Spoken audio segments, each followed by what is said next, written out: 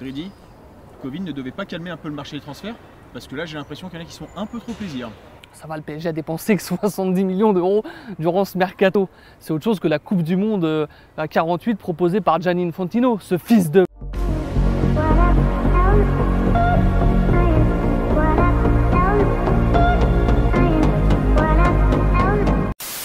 On l'a vu depuis maintenant plus d'une semaine, Mbappé va finalement rester au Paris Saint-Germain après un feuilleton qui a duré et duré et qui a été largement commenté par nos amis espagnols.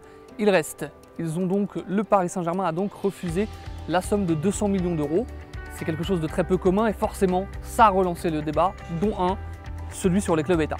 Et mieux que d'avoir refusé l'offre pour Mbappé, ils ont pu prolonger Alexandre Tellier. En tout cas, on s'est bien marré encore avec les Espagnols. Tú eres el más rico del mundo, pero yo soy más rico en ilusiones. Y no me compras, no me compras. Que no voy a firmar 3 torres. Et c'est sûr que les Espagnols, ils y croyaient beaucoup à ce transfert. On l'a vu, ils l'ont longtemps feuilletonné. Et forcément, lorsqu'ils ont compris que Mbappé, c'est Queda, ils étaient un peu déçus, nos amis espagnols. Mbappé se queda en el PSG. Une situation qui a fait réagir également un homme qui réagit toujours lorsque le PSG est concerné, le président de la Ligue espagnole, Javier Tebas, en dénonçant les clubs États. Oui, enfin bon, Tebas qui râle, hein. Je pense que c'est un gros rageux qui, ça doit être un caractère propre aux personnes qui votent extrême droite. Enfin, en tout cas, le fait de dénoncer ces fameux clubs États, c'est quand même assez drôle parce que le club le plus dépensier sur les marchés du transfert en cette année 2021, ça reste Arsenal. Et Arsenal, ils sont où? Ils sont derniers de leur première ligue. Alors s'il y a bien quelque chose qui tue le foot, c'est plutôt Arsenal. Alors nous, on n'est pas là pour défendre les clubs États qui sont détenus par certaines théocraties et pour refaire leur image à travers le monde, évidemment. Seulement dire que c'est le mal du football, que ces clubs détruisent le football, eh ben c'est faux. C'est un des mots du football, évidemment, mais il y a tout un ensemble de choses qu'il faudrait réguler, commencer par réguler, avant de s'en prendre au club État. Non, parce qu'il faut quand même se rappeler ce charmant mois d'avril où 12 clubs se sont barrés de l'UEFA et voulaient créer leur propre ligue, la Super League, enfin la Super League des connards surtout.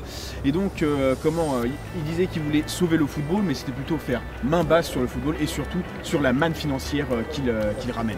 Et oui, parce que là est le problème, et évidemment les inégalités ne cessent de se creuser entre les gros clubs et les petits ou moyens clubs.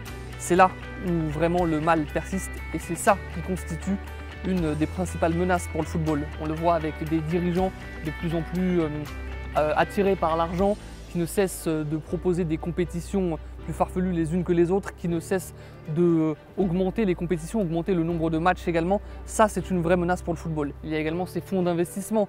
On le voit aujourd'hui avec le LOSC, qui est détenu par plusieurs entreprises, mais dont on ne peut pas citer le nom de l'actionnaire. Ça, c'est quelque chose qui peut détruire le football et c'est un mal du football qu'il faut combattre. Comment? C'est très simple, en se référant tout simplement à ce qui s'est passé lorsque la Super League a été proposée. Il y a eu une action politique, une action médiatique, une action des joueurs et une action des supporters contre cette Super League qui l'a non pas arrêté mais à minima stoppé, puisque 9 clubs ont dévié de cette Super League pour rejoindre à nouveau la Ligue des Champions et aujourd'hui seuls le Real, la Juve et le FC Barcelone font toujours partie officiellement de ce projet de Super League. C'est pas anodin que ce soit ces 3 clubs qui ont eu envie de créer cette Super League, puisque je dois rappeler que le FC Barcelone a plus d'1 milliard de dettes, que la Juventus aussi paye le transfert de Cristiano Ronaldo à plus de 100 millions d'euros et son transfert faramineux. Forcément, ils voulaient avoir plus de manne financière. La Super League semblait être la meilleure option pour eux, mais ils ne s'attendaient pas à toute cette révolte presque des petits et ce qu'on appelle le football populaire qui a gagné. Même si par le biais de certains transferts qu'on a vus pendant cet été, le football populaire, il a quand même pris un sacré coup dans la figure. Pour sauver le football, il existe bien entendu des solutions à ça. Et oui, parce que si la situation est très tendue actuellement, on peut sauver le football, il existe toujours des solutions. Ah, là tu veux parler de notre grand Michel. Michel, il a été invité sur l'émission de France Inter et il voudrait mettre le football au patrimoine culturel de l'UNESCO. Alors, quelles seraient les conséquences? C'est que ça permettrait de mettre quelques règles immuables au football et donc de protéger l'essence même du football. Mais bon, pour la question quand, il a dit qu'il s'en occuperait quand il aurait le temps. Bon, c'est peut-être quand il aura fini son déménagement en Suisse ou en tout cas déménager ses affaires de prison.